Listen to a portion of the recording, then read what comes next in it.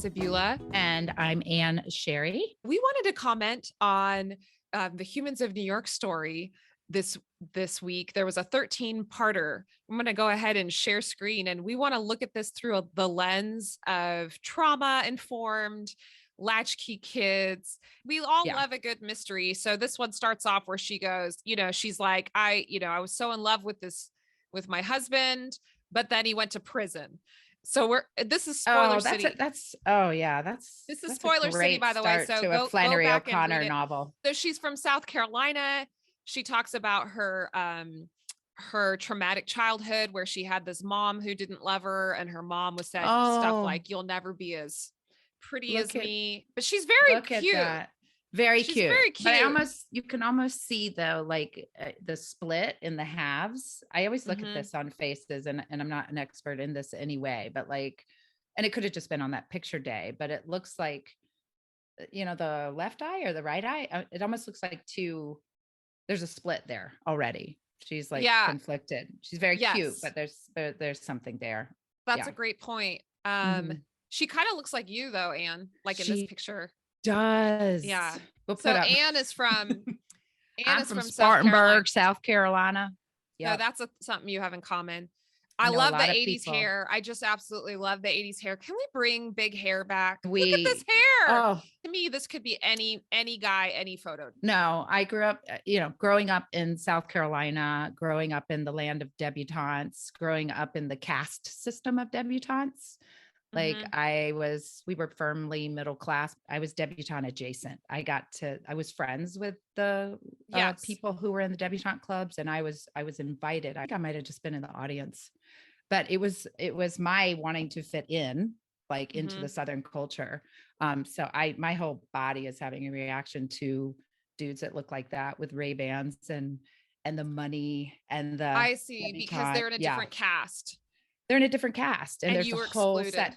Set excluded, but they need people to worship them. So I was one of the ones trying to fit in because of having a family member, older brother with mental illness, and he was very chaotic. So I wanted to be part of that perfect society.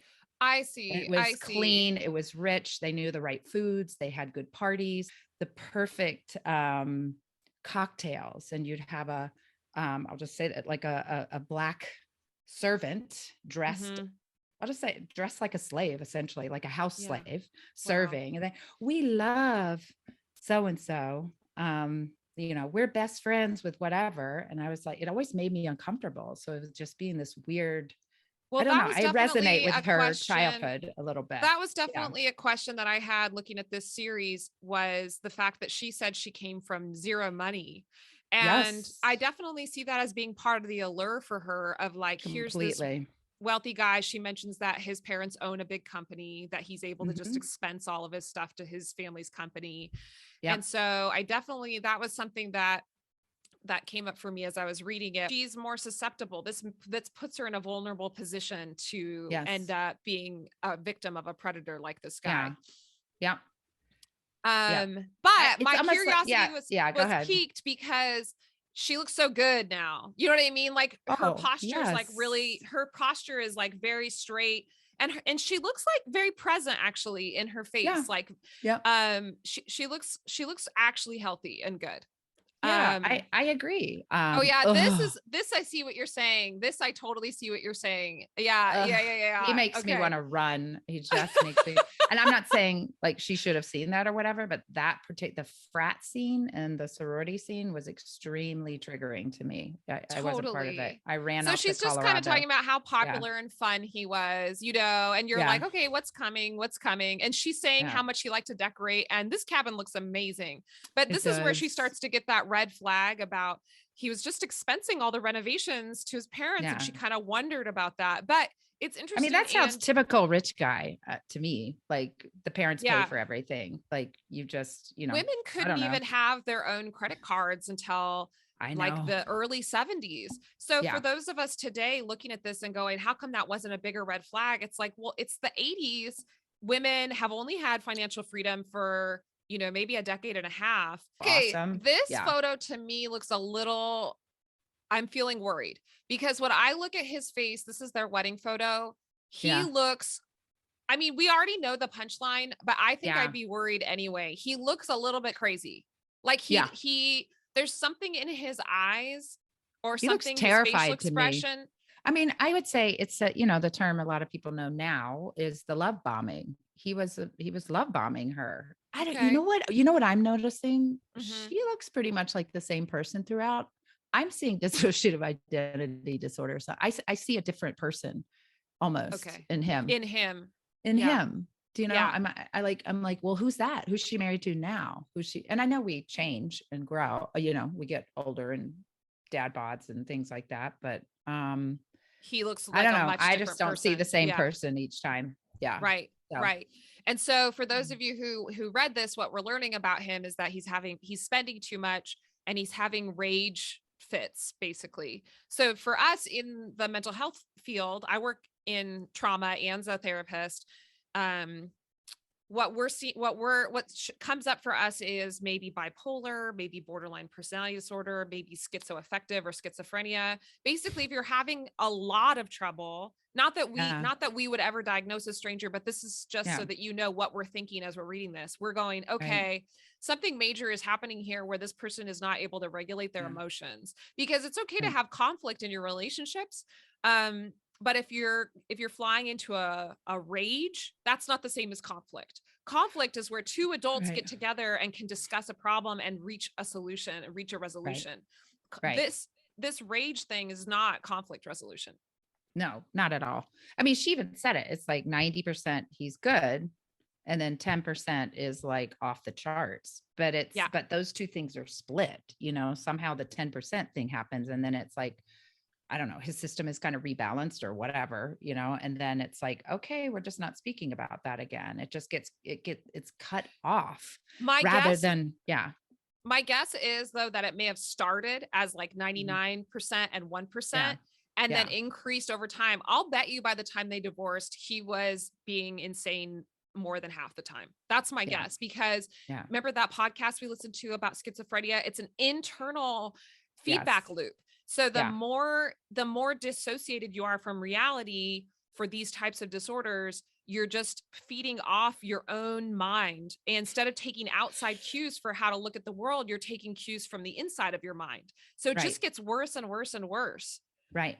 And the outside world becomes a threat. I mean, what I was sort of noticing too, because you're trying to construct this perfect reality and nobody can hold that. Right. I mean, just it's perfection in the number of kids, the spacing of the kids, I guess, what it looked like, where they lived. And if she said, I think we're spending too much money, she said that set him off into like an awful tirade of her being a bitch. And, like, I mean, he just went off on her, but something there, because anytime she spoke about the, kind of anything that would dismantle this house of cards he was building, really, he lost his shit.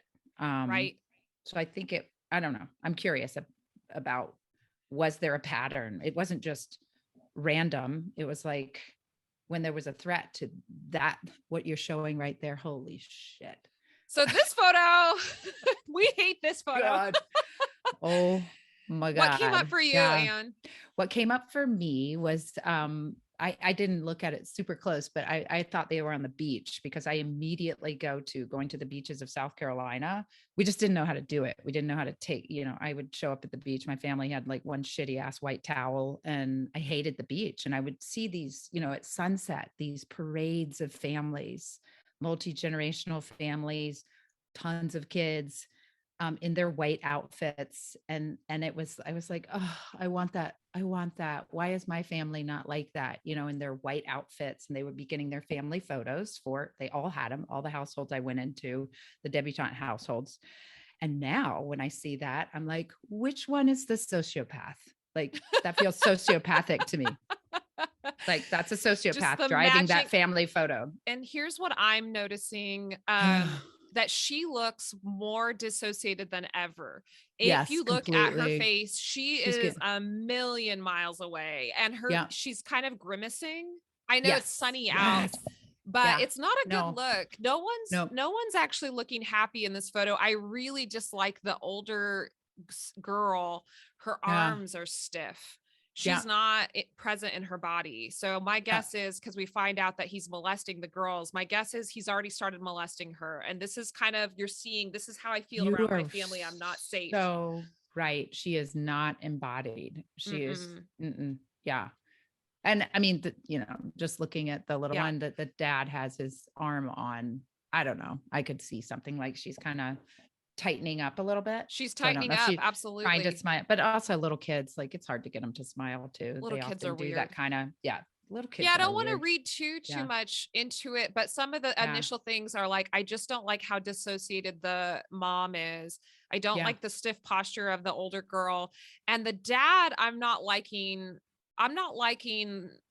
first of all, every time a man has an extended stomach like that, my first thought is always, how much are they drinking? Because your liver, once you start to drink more, will actually kind of distend out. It's normally tucked up under your rib cage, but as you start to drink more, it starts to expand and get this kind of fatty tissue. And that's where you see, the quote unquote beer gut is from. So you don't think that's just dad bod, just normal weight coming on? Piques my interest. It does look. It's just where my brain goes. It just piques my interest, and I'm just trying to share with viewers from a trauma-informed lens. What is it we see? What are we thinking when we see stuff like this? So that's where my brain goes. I'm really not liking his facial expression here. It is at the peak. I don't trust him. Insanity. I don't trust him. I wouldn't want to make a business deal with him. I wouldn't want to talk to him if I ran into him at the horse farm. You know what I mean? Yeah. I'm not liking this. I mean, I'm just stunned at the way that she talks about having like no more than $100 in the bank. And he has half a test, I'm like, what, how were you? I know they were maxing out credit cards and stuff, but like, how? I mean, like at some point you can't get more credit cards. So was he anyways? And then like, him having half a testicle, which she's like, that's no big deal. So they have to like, do artificial insemination or use sperm donors, which all those kids are glad that they don't have his genes. That was sort of interesting. Like, we're not his, thank God. But that's expensive. I'm looking, that's probably $3,000 a conception right there. So where was everything? I don't know. Like we have so many questions. Okay. So many questions. Yeah. So plus even like I grew up poor.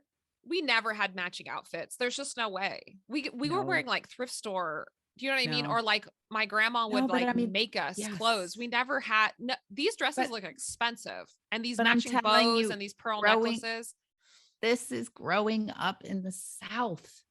This is the price of admission to that. And for some reason, people want it. I couldn't have it. Somehow I did want it. But then at some point I was like, well, I'm going to head out to Colorado. I hated it. I hated it all the time. I hated the implicit racism that was happening. There is price of admission. About Southern culture, because I dated a Southern man once for many years, and he said you just grow up being raised that you're meant to be seen and not heard. Keep your mouth shut. Yeah. Because then she gets to the end where she's talking about, he's been molesting the girls this whole time. Yeah. If you're raised to think that you have to keep your mouth shut, of course they didn't tell her, Oh yeah. Well, they were scared of him too. I mean, she talked about that. Like somehow the kids were aware that this dude was really unstable.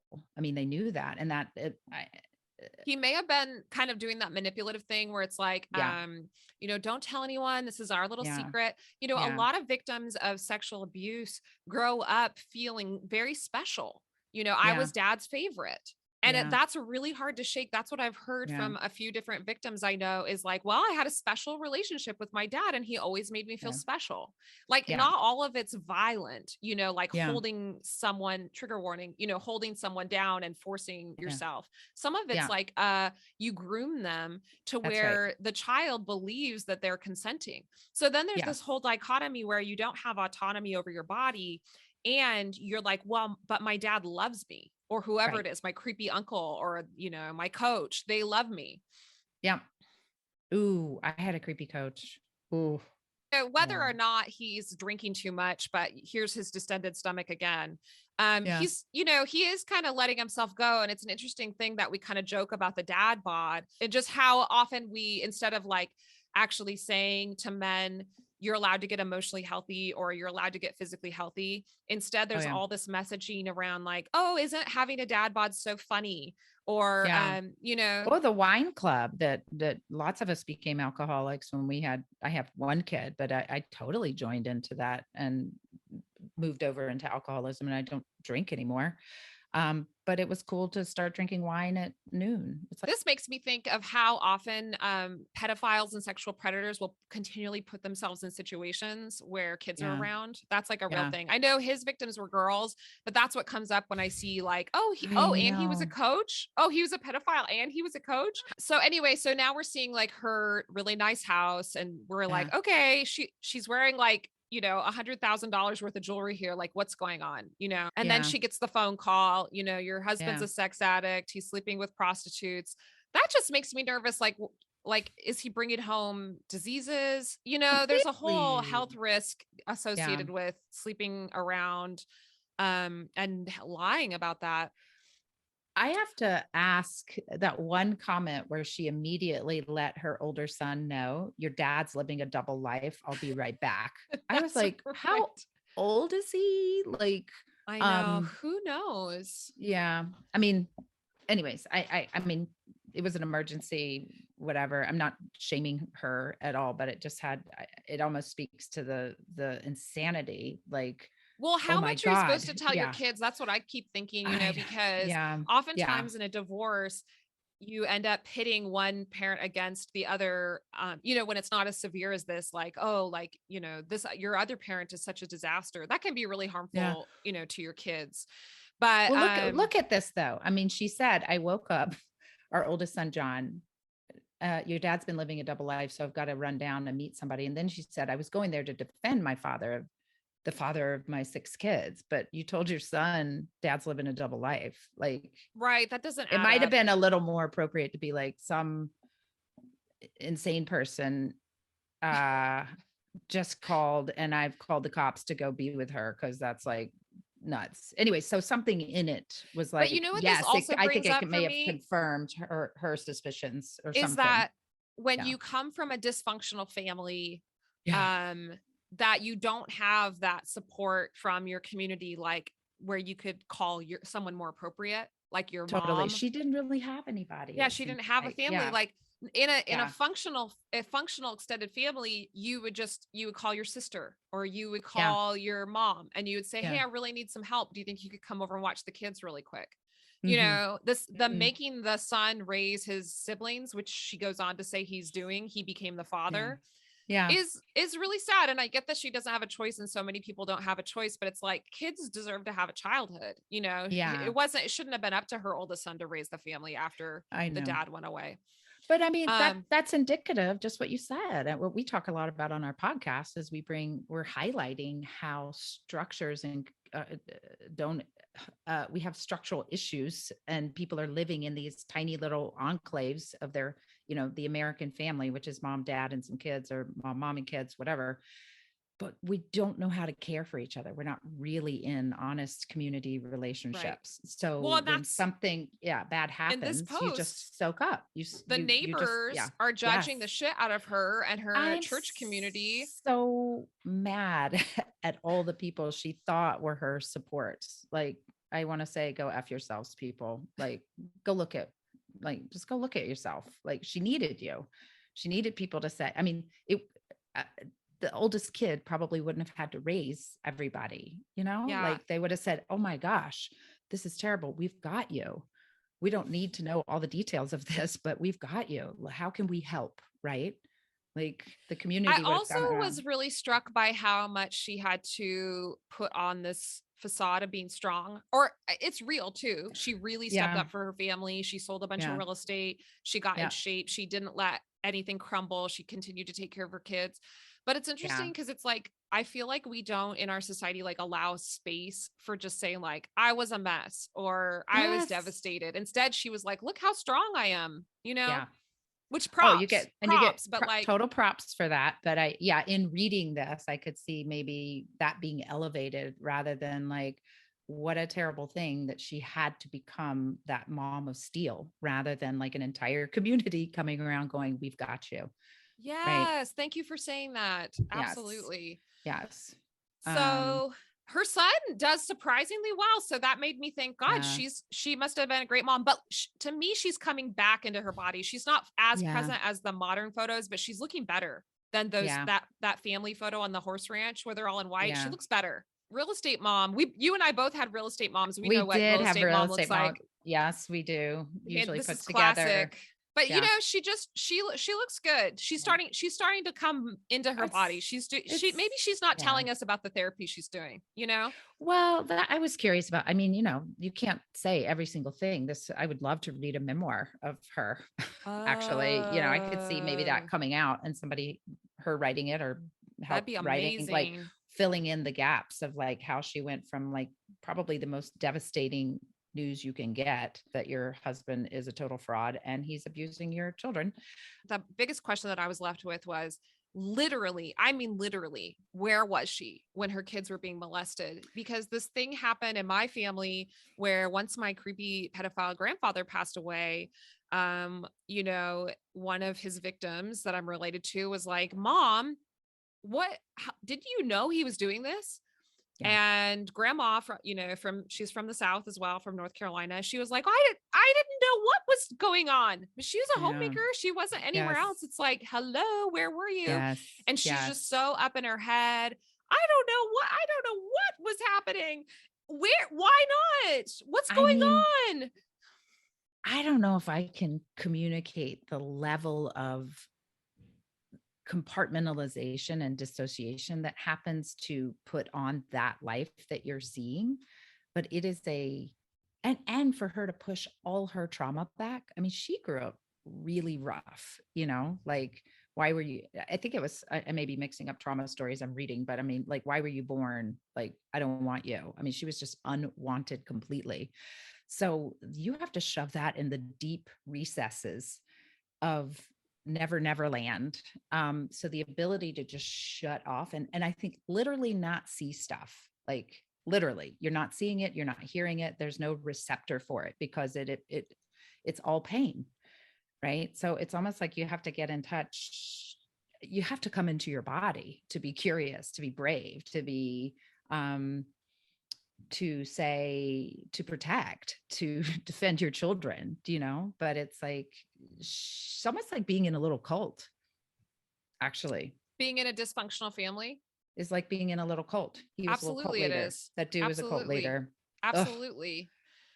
God, it makes me scared even talking about that. Just looking, the more we've talked about this, I like have this, like, I can feel some fear, you know, response in my chest, but that's good. Being able to feel, you got to be able to feel something to say. So, but you keep shoving it away. Cause like, and that's why we're making this video is to just discuss the complexities. And we know a lot of people care about these stories. And, I love that she's taking up space. I love this. Her logo. I am like in taking awe. up space, owning the space. Love this for her journey. Yes. This made me think about all those poor girls who got molested in the US gymnastics and just how much predation there is in things like gymnastics, where it's like all about girls' bodies. Yeah. This just made me think of, remember this, that whole scrapbooking era, which was probably a multi-level marketing scheme in the 90s, you know, where it was like you were buying those scrapbook supplies from the multi-level marketing moms. Oh, right. I'm not liking in some of these. I know we already know what happens, but he looks unhinged. He kind of reminds me of photos of your brother, actually. Like, really, brother? It's like this joyful, like he's not really in there. You know what I mean? No. I almost think what you're seeing is the terrified parts trying to reach the surface and be known and helped. You know, it's almost like it's an internal battle of like you're seeing on somebody's face. Like, to what you're saying wacky. About like what were his parents like? We can only assume based on what we know about the United States that first of all, you have the legacy of enslavement in the American South. So you have awful, violent, white owners of human beings who were enslaved, being terrible and violent and denying humanity. And then even though the institution of enslavement disappears after the Civil War, you still have horrible, horrible racism and class structures and dehumanization. This is the culture he was born into, and that kind of paternal legacy of violence. Yep. Completely. Yeah. I mean, I'm coming to terms with, I think almost most Americans are dissociated, but I think the Southern culture, it has a higher share of being completely I think so too. Check the fuck out. Yeah. Absolutely. Yeah. I'm coming to terms with it. Like, I grew up in the South and I'm back in the South, and like, like just what it is to not have real relationship ever. It's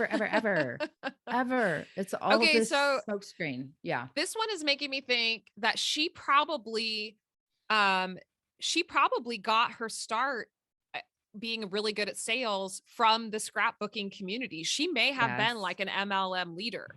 Do you know what I mean? Like, she didn't just go from zero to real estate. That would be interesting. She must have been like the ringleader for these scrapbooking pyramid schemes, because this is like, she was doing the scrapbooking every week with her, with all of her friends. She had to have gotten that training somewhere to jump into real estate. That is a gorgeous picture. I just love that picture. Great. Yeah. She looks amazing. But like, to be really good in sales, I think there might be at some point some level of dissociation, that ability to put everything away.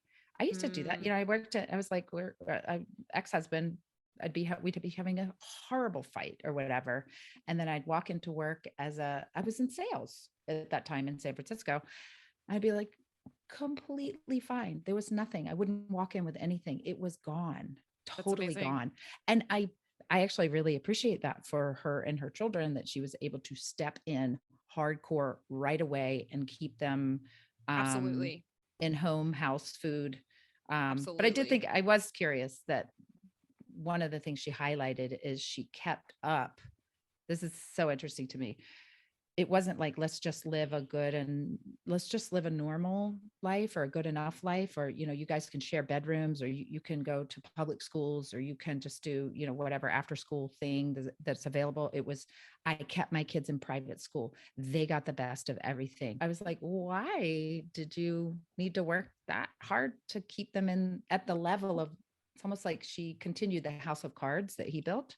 Yes, absolutely. Wanted it to look the same, rather than like, we're just going to live like, her own trauma of growing up poor, though, that's real. That's like that's a whole mood in America.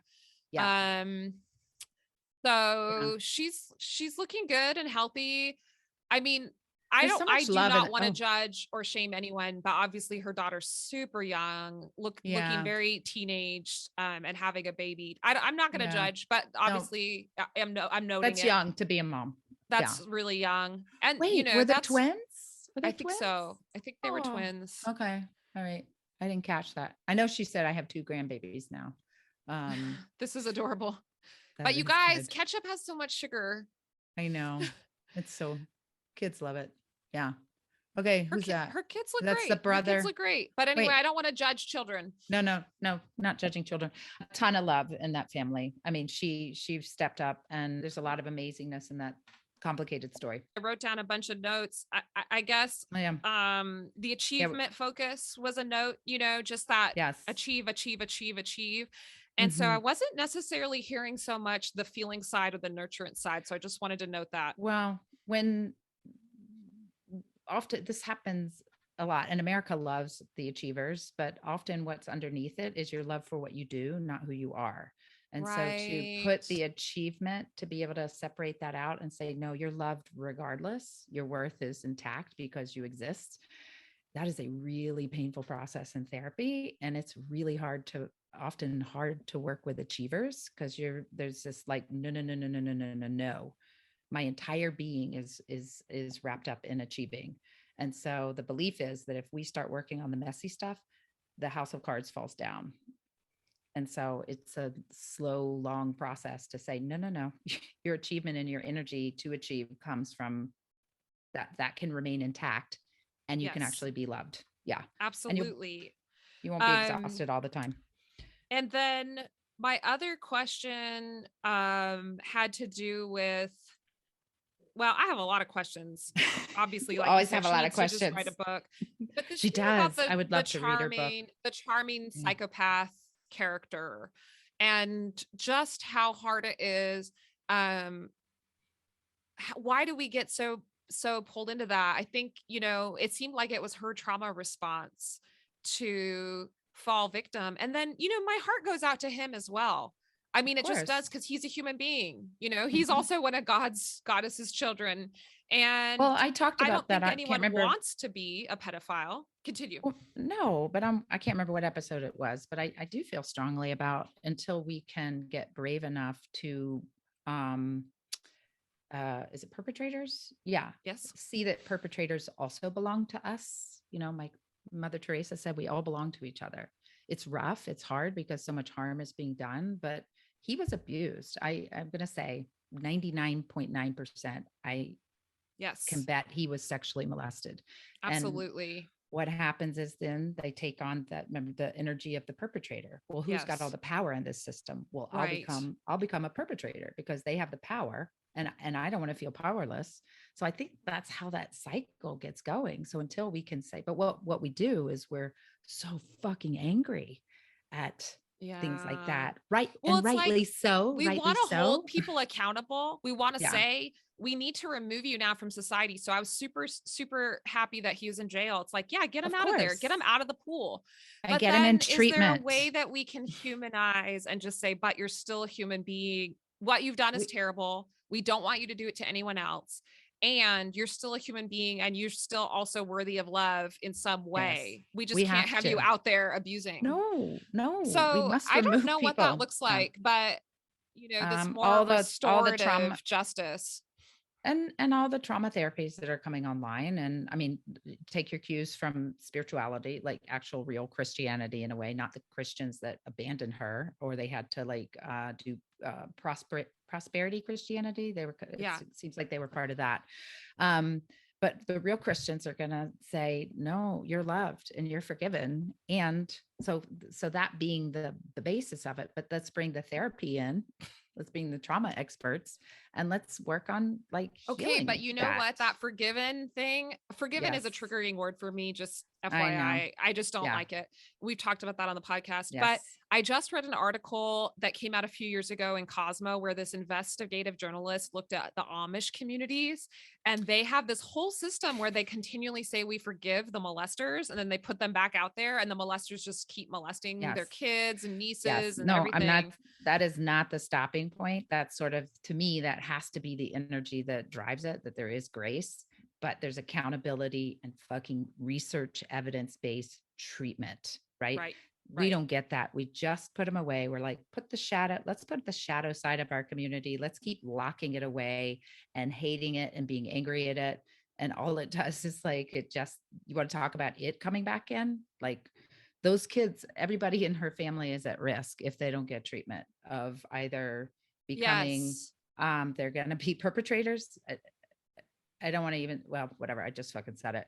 Or they're going to be abused. Absolutely. It needs to be Yes. said. And so Yeah. what we hope for the family that wasn't shared in the series is that the Yeah. kids got therapy. The kids will Yes. keep getting We therapy. don't The know. mom Yeah. is in therapy. They just keep talking about it, Yes. like So, this happened. It really happened. Yeah. all right. Yeah. So thank you for joining us for our analysis of this family on Humans of New York.